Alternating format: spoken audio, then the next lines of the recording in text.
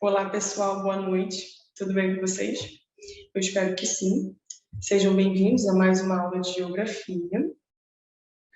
O nosso assunto de hoje é bastante atual, tá? E para começar, eu trouxe uma notícia. Apenas 1/3 dos chineses planeja ter o segundo filho. Uma pesquisa revela um enorme ceticismo diante do fim da política do filho único. Nós sabemos que até um certo tempo, na China, os casais só podiam ter um filho.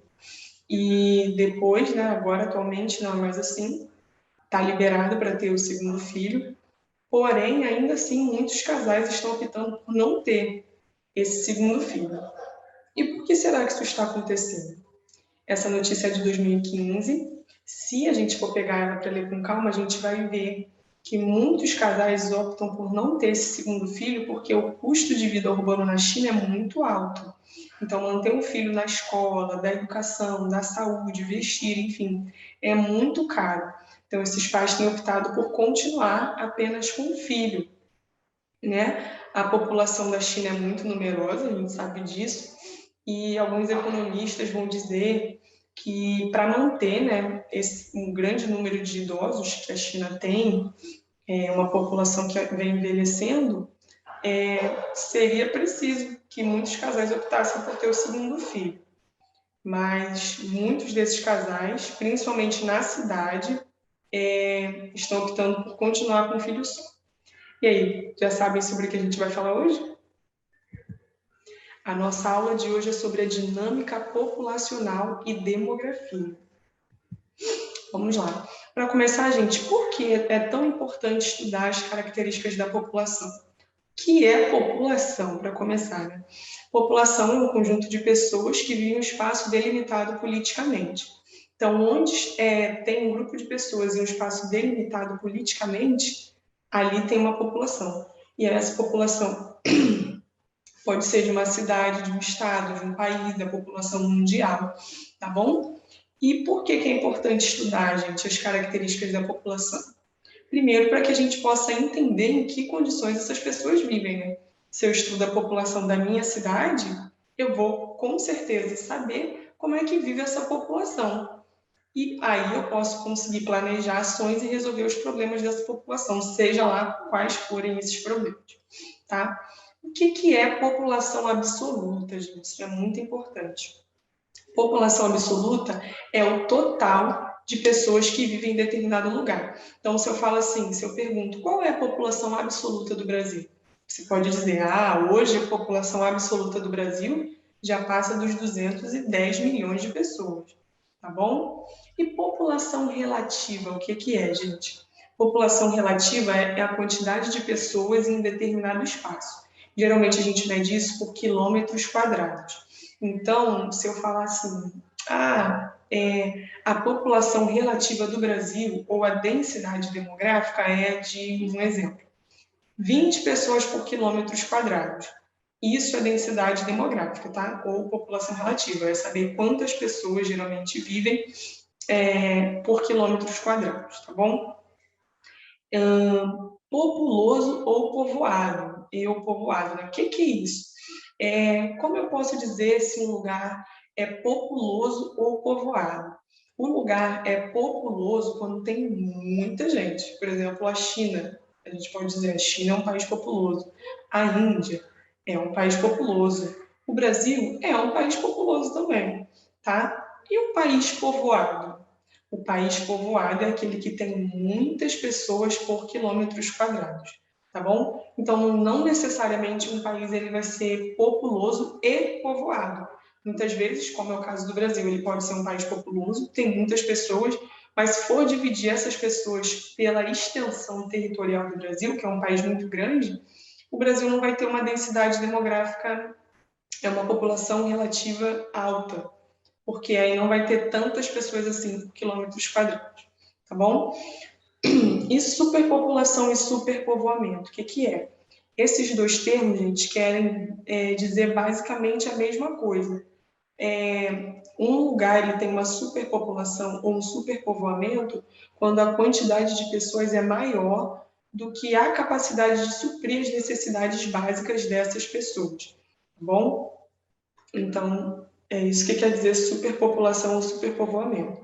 Existem países superpopulosos, onde tem muitas pessoas e as necessidades de todas essas pessoas não vão conseguir ser supridas, ok? Fases do crescimento demográfico. O crescimento demográfico, gente, ele vai ter algumas fases, como era até o século XVII, tinha um crescimento lento. Nasciam até bastante pessoas, mas também morriam, devido à falta de higiene, né? A ciência não era tão avançada, não tinha como cuidar muito bem da saúde como a gente faz hoje, então era um crescimento lento. Ao mesmo tempo que nascia bastante pessoas, também morriam, principalmente crianças, então a população, de uma forma geral, não conseguia se expandir muito, tá? E o crescimento rápido, que vai aparecer ali principalmente no século XVIII, tá? 1700 e pouco, século XIX e a segunda metade do século XX, tá? Que é mais ou menos ali entre 1950 e 60, onde acontece a explosão, né? A conhecida explosão demográfica, tá? O crescimento demográfico está ligado a dois principais índices: o crescimento natural ou vegetativo e a taxa de migração. Como assim, Lídia? O que você quer dizer? A população de determinado lugar ela pode crescer por esses dois motivos: o crescimento natural, que é os casais terem bastante filhos, ou a taxa de migração, que são pessoas vindas de outros lugares para esse determinado lugar. Existem países hoje que eles têm até uma população relativamente grande, né, um número relativamente grande, mas não é nem porque há um crescimento natural, porque os casais desse determinado lugar estão tendo filhos, e sim por conta da migração, tá bom? No caso, seria a imigração. Teorias populacionais. Existem algumas teorias que vão tentar explicar por que a população cresce e os efeitos que isso pode causar. Dentre elas, né, as mais conhecidas são a malthusiana, a neomalthusiana e a reformista ou marxista. A malthusiana, gente, vai acontecer ali no final do século XVIII, quando a Europa está vivendo um crescimento demográfico.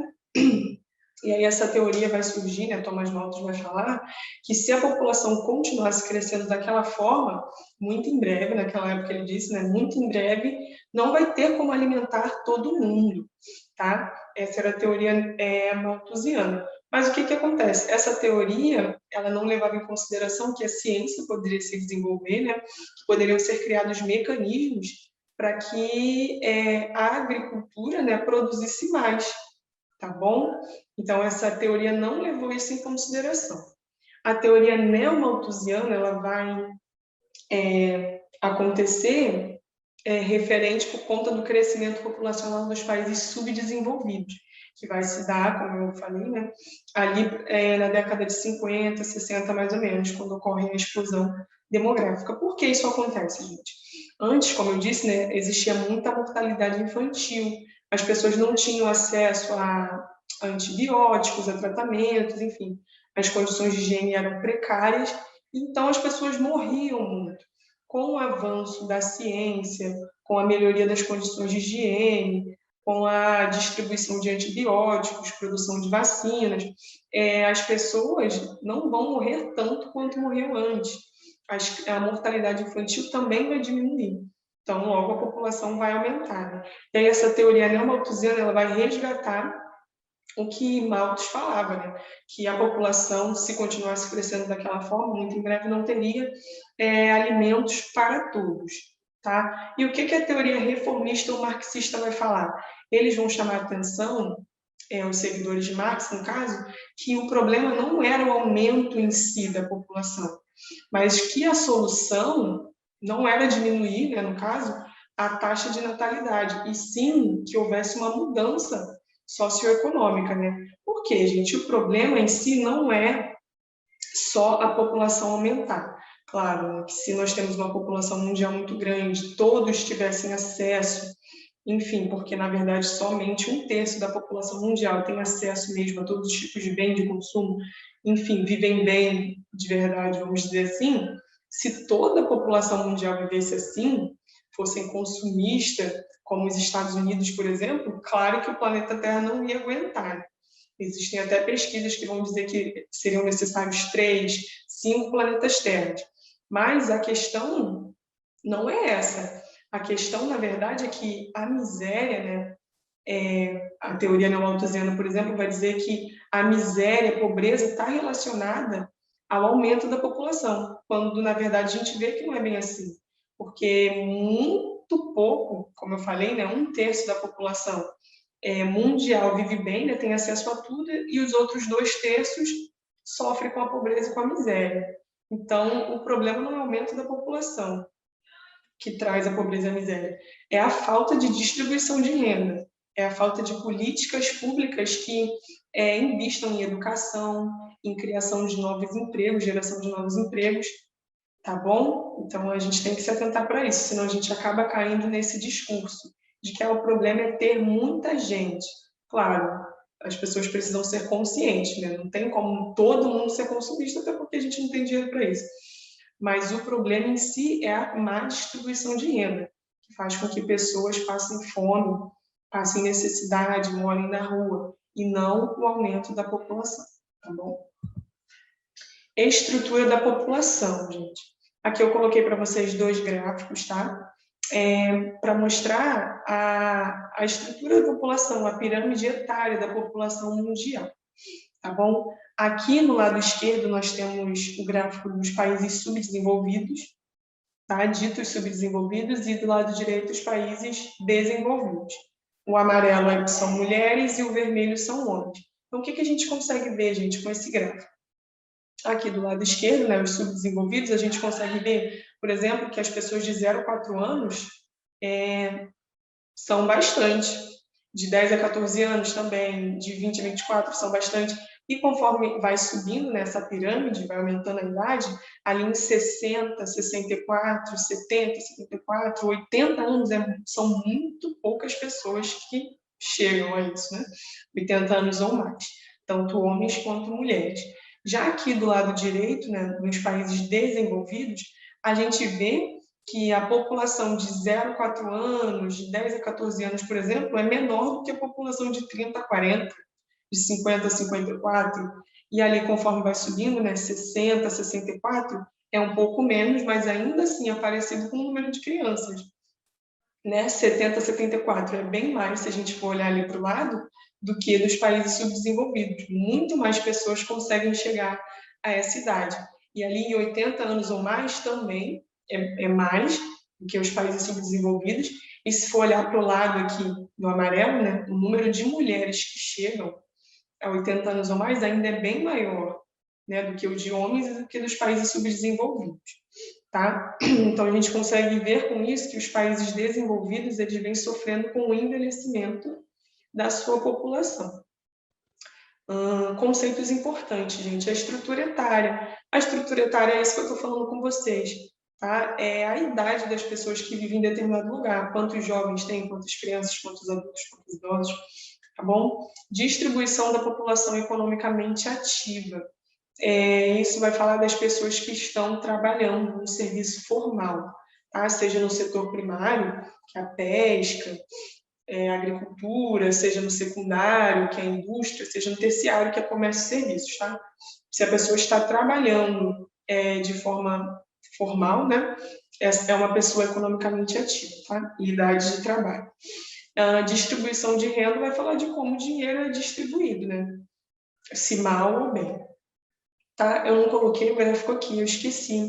Tinha um outro gráfico que ia falar também sobre isso, mostrando alguns países que têm, como por exemplo o Brasil, né? A renda não é bem distribuída, né? Existe uma desigualdade imensa, onde os 20% mais ricos eles vão ter quase 50% da renda do país, e existem países como a Hungria, por exemplo, que os 20% mais ricos têm mais ou menos 30% da riqueza do país, e os 80% restantes da população vão dividir ali os 70% da riqueza do país, então não é tão desigual, tá? Existe isso, gente. Infelizmente, né, a distribuição de renda não é igual no mundo todo.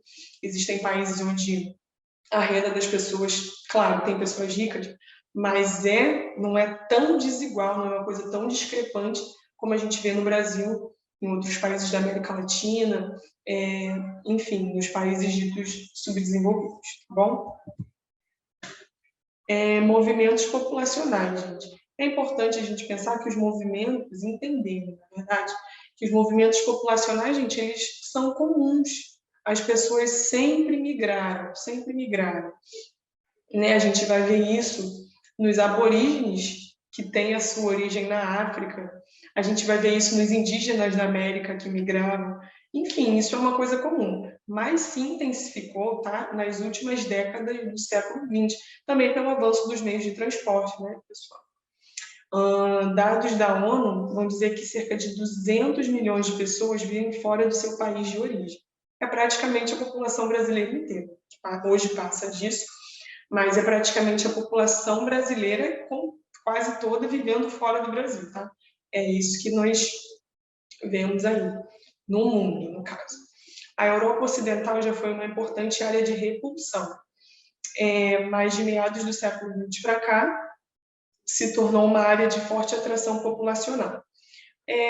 Antes, né, gente, a Europa era uma importante área de repulsão, por quê? Por conta das guerras, né? Tiveram muitas guerras, tiveram pestes, e aí a pobreza atingiu a Europa, né, a miséria, e aí ela se tornou uma área de repulsão, ou seja, muitas pessoas foram embora de lá buscando melhores condições. E é até aí que o Brasil vai receber muitos imigrantes europeus que vão se mudar, né, vão vir morar principalmente no sul. Mas hoje é o contrário, é uma área de atração. Por quê? Principalmente a Europa Ocidental, porque a população está ficando envelhecida. Então, eles precisam, né, de pessoas para ir lá trabalhar, tá? Aproximadamente 2,5 milhões de brasileiros vivem fora do Brasil, gente. Isso é segundo o Ministério das Relações Exteriores, tá? Aproximadamente 2,5 milhões de brasileiros hoje vivem fora do Brasil. A Síria e a Venezuela são os países que mais apresentam imigração atualmente, tá? Que são o quê? É importante a gente pensar isso, gente. Emigração é quando a pessoa vai. Eu vou emigrar, eu vou morar no México, eu vou emigrar. Se a pessoa vem, se ela entra, aí é imigrar, ela é imigrante, tá bom? E o migrante é aquele que migra dentro do seu próprio território. Por exemplo, sair daqui para ir para o Espírito Santo, eu estou migrando, tá bom? Então aqui está falando que a Síria e a Venezuela são os países que mais apresentam emigração atualmente, onde as pessoas mais vão embora. Bom, isso segundo o comissário de refugiados. O que fazem as pessoas migrarem? Existem vários motivos para as pessoas migrarem, né? Entre a curiosidade, o desejo de conhecer novas culturas, de aprender, né, um idioma, enfim, mas existem também causas como a perseguição religiosa, por exemplo, a perseguição política, que é o que faz hoje muitos venezuelanos migrarem, né? Emigrarem da Venezuela, problemas climáticos, pobreza, guerras e etc. Isso é um tema muito importante, gente. Os movimentos migratórios é um tema muito importante, porque hoje, não vou nem falar disso agora, que a gente vai entrar aqui nesse tema, xenofobia. Né? Muitas pessoas vão para outros países porque elas querem, como eu disse, né, a curiosidade de conhecer novas culturas, mas tem pessoas que, infelizmente, não vão porque querem, vão por conta de perseguições, enfim, outros tipos de problemas. Né? Quando a gente entende isso, gente, a gente passa a receber melhor essas pessoas, porque muitos hoje têm exercido, né, a xenofobia, não tratam bem as pessoas, como se elas estivessem ali, né, porque elas querem muito, enfim. E nem sempre é assim, às vezes as pessoas precisam estar ali, sabe? E aí as pessoas pensam também que o imigrante ele é um peso, né? Quando na verdade ele contribui com o imposto quando ele come, porque ele precisa comer. Se ele paga aluguel, ele está contribuindo. Se ele compra roupa, ele está contribuindo. Se ele trabalha, ele está contribuindo. Então, isso é uma questão que precisa ser pensada, tá? O que é xenofobia, gente? Xenofobia é o medo, é a aversão, é o ódio àquilo que é estranho, ao estrangeiro. Hoje nós temos vivido uma onda de xenofobia no mundo, né? A gente consegue ver isso principalmente na Europa, A gente viu também um pouco disso, né, em algumas notícias falando dos Estados Unidos. Até aqui no Brasil a gente vê isso também, né? Quando chegam imigrantes da Síria, por exemplo, da África, da própria Venezuela, que é o nosso país vizinho. Então, é a aversão ao estrangeiro, tá? Vou ler aqui esse textinho, é um fragmento, na verdade, que o texto era enorme, não ia caber, mas eu trouxe um fragmento só para nossa reflexão.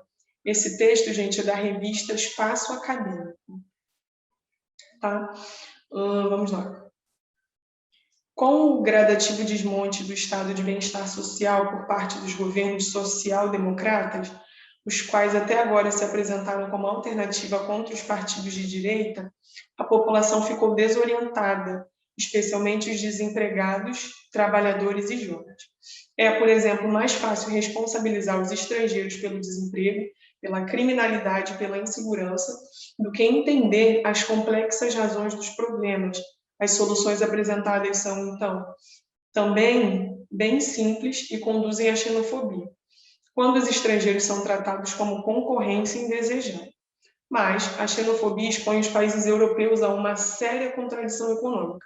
Por causa do baixo índice de natalidade e da crescente expectativa de vida da população, existe a tendência de que a Europa venha a ser a sociedade mais idosa do mundo. Então, esse fragmento vai falar de uma contradição, né? Ao mesmo tempo que a Europa ela precisa dos imigrantes, ela precisa dos imigrantes, ela quer excluir esses imigrantes, né? Ela não deseja esses imigrantes, porque muitas vezes eles são vistos como concorrência, né? Como alguém que vai roubar o seu emprego, como alguém que vai trazer o crime para o país, quando na verdade não é assim, né? Eu falei, os imigrantes eles contribuem muito para o país com a mão de obra, com impostos, fazendo, né, a economia circular.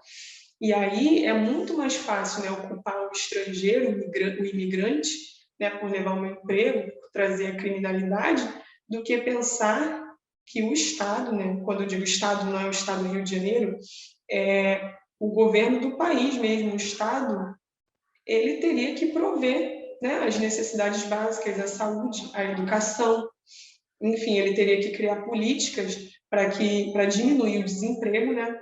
E aí muitas vezes o Estado ele não faz isso, né? Acontece o desmonte, como no início do texto fala do bem-estar social, né? E vai aumentando, né, o modelo neoliberal, e aí a gente coloca a culpa no imigrante, né?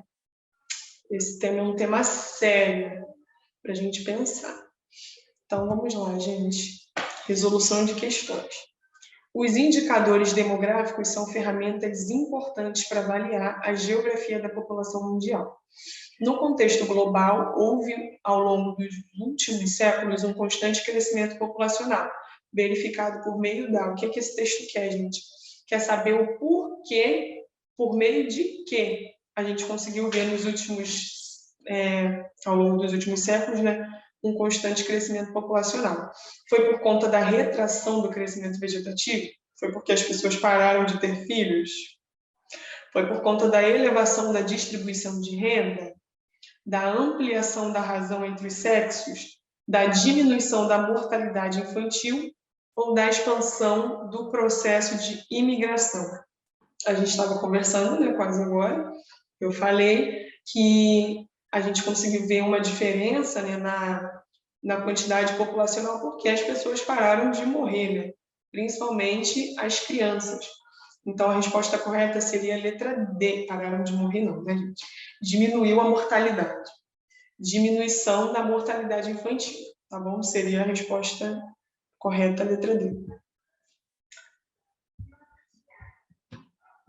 O crescimento da população mundial é demarcado por diferenças entre as regiões do globo, ou seja, não acontece igualzinho em todas as partes do planeta, né? O continente europeu, por exemplo, tem como características demográficas aqui quer saber do continente europeu, a concentração de população no meio rural e o saldo migratório negativo, a elevação da expectativa de vida e a diminuição da taxa de fecundidade, a atenuação do processo de imigração e a queda da qualidade de vida, a expansão do número de filhos por mulher e a melhoria na oferta de saúde, ou a retração do processo de migração e o expressivo aumento populacional. Então, gente, a Europa, quais são as características que a gente consegue ver? Características demográficas da Europa. Seria a letra B, né? A elevação da expectativa de vida e a diminuição da taxa de fecundidade. Ou seja, ao mesmo tempo que as pessoas não têm muitos filhos, elas vivem muito mais. Tá? Essa é uma característica demográfica do continente europeu, principalmente a parte ocidental. Essa questão aqui é do Enem 2015. A humanidade conhece atualmente um fenômeno espacial novo. Pela primeira vez na história humana, a população urbana ultrapassa a rural no mundo, gente. Olha isso. Todavia, a urbanização é diferenciada entre os continentes. No texto faz-se referência a um processo espacial de escala mundial. Um indicador das diferenças continentais desse processo espacial está presente em... Qual é o indicador, gente, das diferenças continentais, minha gata? Continentais nesse processo? Orientação política de governos locais, composição religiosa de povos originários, tamanho desigual dos espaços ocupados, distribuição etária dos habitantes do território ou grau de modernização das atividades econômicas. Vou ler a pergunta de novo. No texto faz-se referência a um processo espacial de escala mundial que acontece no mundo. Um indicador das diferenças continentais desse processo espacial está presente em... O que tem, gente, de diferente na sociedade dos diferentes continentes? É o grau de modernização das atividades econômicas, né? A gente consegue ver muita diferença entre um continente e outro, entre um país e outro, tá bom? Os conhecimentos sobre a população mundial e brasileira possibilitam afirmar. Aqui está falando não só da mundial, tá? Porque a nossa aula de hoje é sobre a população mundial. Nós vamos ter também sobre a população brasileira, mas essa questão quer saber tanto da população mundial quanto da população brasileira. Possibilitam afirmar que os Estados Unidos adotaram uma política restritiva à imigração porque na última década ocorreu uma explosão demográfica no país. O Japão estimula a imigração porque a população local está envelhecendo e falta mão de obra no país, o que já inviabiliza atividades econômicas. A pirâmide etária brasileira vem se modificando e atualmente ela é igual à francesa. A transhumância, maior movimentação da população brasileira, está relacionada à implantação da agroindústria. Os movimentos xenofóbicos nas últimas décadas estão se ampliando nos países centrais, principalmente na Europa. Então, gente, os nossos conhecimentos, né? Com base na aula de hoje, o que é possível vocês afirmar? Que os Estados Unidos ele adotou uma política restritiva porque houve um boom na demografia desse país? Que a pirâmide etária brasileira está hoje igual à francesa? Que a maior movimentação, o maior movimento da população brasileira está relacionado à implantação da agroindústria? O que a gente consegue ver, né, com base na aula de hoje é que os movimentos xenofóbicos nas últimas décadas estão se ampliando nos países centrais, principalmente na Europa. Tá? Então, essa seria a resposta correta. A distribuição da população mundial é desigual ao longo das regiões do planeta. Já vimos isso, né? Em relação ao contexto da distribuição populacional em nível global, marque a alternativa correta. A letra A. A Oceania é o continente mais densamente povoado e populoso do mundo, ou seja, é o que tem mais pessoas e mais pessoas por quilômetro quadrado. A gente sabe que não é verdade, né? A Mongólia é um país classificado como muito povoado e pouco populoso. O sul da Europa é uma região geográfica muito populosa e pouco povoada. O Sudeste Asiático é considerado uma das regiões mais povoadas do planeta. Ou o Canadá é a única nação da América do Norte tida como povoada. Então, gente, qual seria a resposta correta aqui? A letra D. O Sudeste Asiático é considerado uma das regiões mais povoadas do planeta. A Ásia, a gente sabe que é o continente que detém a maior parte da população mundial, né? Então, são muitas pessoas. Logo, ali o Sudeste Asiático é considerado uma das regiões mais povoadas, que tem mais pessoas por quilômetros quadrados do planeta, tá bom? Gente, essa é a nossa aula de hoje. Espero muito que vocês tenham gostado, tá? Que tenham entendido. Qualquer dúvida, qualquer dificuldade, podem me procurar. Um beijão e até a próxima aula na semana que vem, onde a gente vai aprender um pouquinho sobre a população, a dinâmica da população brasileira, tá bom? Tchau, tchau. Até a próxima.